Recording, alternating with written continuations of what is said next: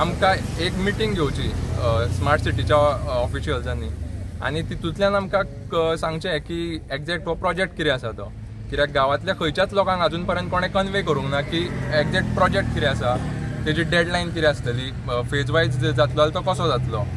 सो लोकांच्याय मनान भंय आसा की जे पणजे बीन जाला तशेंच हांगासर समज सारकें जावंक ना जाल्यार मागीर तो सगळोच प्रॉब्लेम जातलो.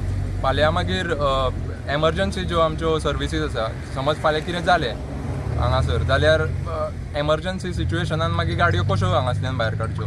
आनी ती मिटिंगेची डेट कितें आसा ती एक फुडल्या आयतारा सुद्दां दवरल्यार एक लोकांक कन्विनियंट जातलें. आनी त्या मिटिंगेन सगळ्यांनी सांगचें की तेंच्यांनी सांगचें की एक्झॅक्ट प्रोजेक्ट कितें आसा तो. We are not against any development. आमकां खबर आसूं जाय की बाबा तुमी काम करतले कशें करतले, खंयच्या पद्दतीन करतले.